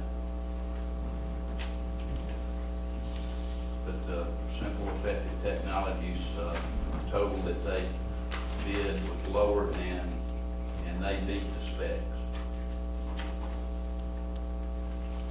Make a motion that we're to the point of approving the bid, approve bid for Simple Effective Technologies. Motion, is there a second?